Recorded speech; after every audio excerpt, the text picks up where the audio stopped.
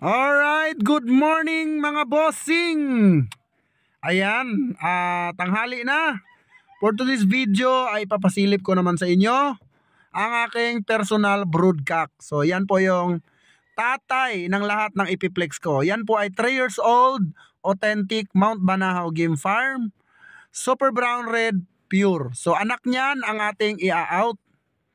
So maghanda na kayo mga bossing dahil ilang minuto lang to. After kong ma-post ay mauubos po ito lahat dahil inaabangan po ito ng nakakarami.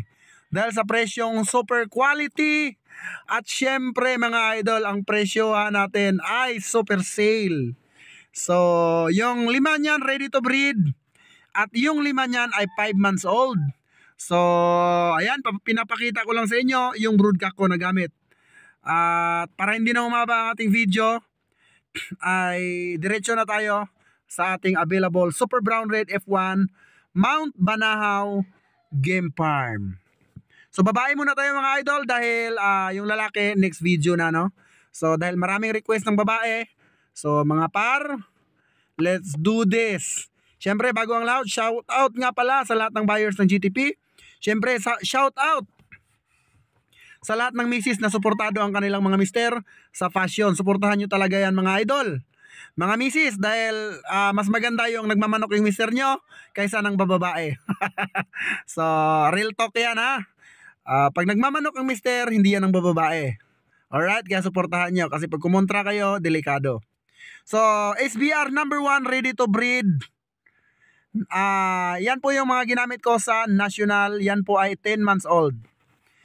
At isang beses ko lang po nagamit nung national, at dahil tapos ko nang gamitin, share ko na po.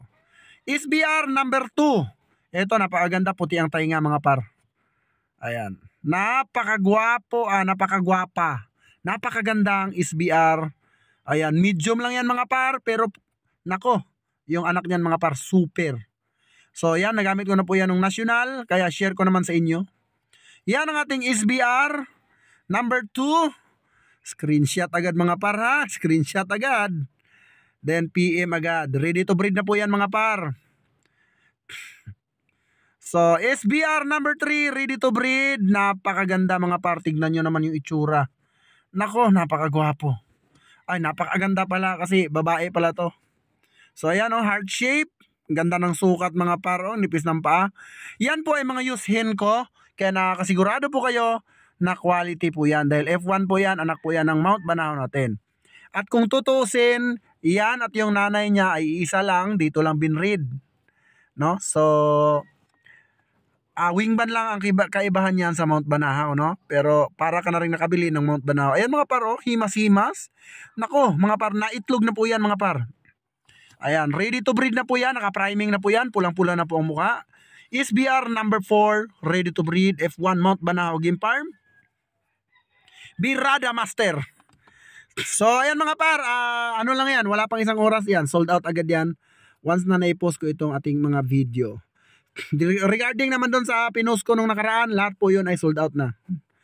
Yung broodcock natin na kanawayon at yung tornado, sold out.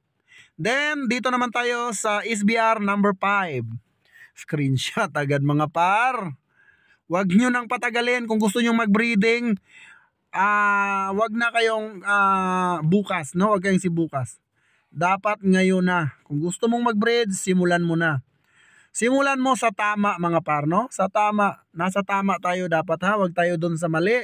Wag tayo doon sa budget meal, no? Wag tayo doon sa budget meal dahil ang palo ng mga budget meal din mga par. So ayan, screenshot agad mga par, din PM agad.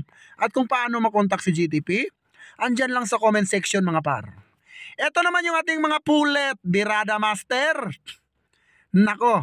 Okay, pullet number 1, 5 months old. Nako mga par, tingnan yung itsura mga par. Nako, itim na itim yung mata. Heart shape. Nako. Ayan mga par oh. Kaya birahin mo na mga par, i-PM mo agad ako. Huwag ka nang magdalawang isip dahil pag inabutan pa yan ng 1 day ago, lahat po yan mga par ay wala na. Sold out na po yan at dami pong nakaabang sa ating mga Mount Banahaw. So, 5 lang po ang nirelease ko sa ating mga 5 months old dahil gagamitin natin yan next year. So para makapag-share naman ako sa mga low budget at hindi pa kaya, no, yung yung hen ay dito muna kayo. Super quality. Nako mga par. Birahin mo na mga par, huwag ka nang magdalawang isip. Huwag ka nang magbukas-bukas pa dahil bukas wala na po yan. Ayan, pagkatawag mga par, ayun, pag nagkasundo tayo, Birada Master, padala ko kaagad sa'yo. And take note no, wala po tayong COD. So kung mag-PPM ka dahil gusto mo ng COD, doon ka na lang po sa iba. Dahil si GTP, no COD po tayo. Dito po ay tiwala po ang aking puhunan, no? Tiwala po ang aking hinihingi sa lahat ng mag-PPM sa akin. Kung wala po kayong tiwala dahil ngayon lang nakita sa GTP, then wag na po kayong mag-PM mga parha. Kailangan ko yung tiwala ninyo dahil ako kayang-kaya kong ibigay sa inyo yung tiwala na gusto nyo. So yan po ang ating number 4. Nasa number 4 na pala tayo mga par. Nakalimutan ko sa sobrang daldal. Number 3 pa pala mga par, no? Number 3 yun. So number 4, ito na naman. Ayan mga par, no? And syempre no, shoutout sa mga buyers ko. Napakalakas ng ating buyers from OFW. Maraming salamat sa inyo mga bossing. At syempre mga bossing ha, kayo pa rin ang masusunod, no? Kung passion nyo ang pagmamanok, suportahan nyo. Dapat walang kukontra dyan dahil kayo mismo ang may hawak ng inyong desisyon, no? So tingnan nyo mga paro, naka Nike, 1, 2, 3 Nike mga par. Birada Master ha. Ayan ang ating number 4, Super Brown Red Pullet, 5 months old, October born.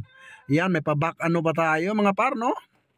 So eto, the last quick video lang tayo mga par dahil sa sobrang busy ni GTP. Kita nyo naman yung mga TP natin, wala pang markang GTP. Ayan mga par, quick video lang dahil nakita ko sa comment section na napakadaming naghahanap ng pullet. Kailan na mag-out ng pullet na Super Brown Red. So dahil sa request niyo mga par at dahil love na love kayo ng GTP, ay pagbibigyan ko kayo. Alright mga par, maraming salamat and God bless you all. Mabuhay ka.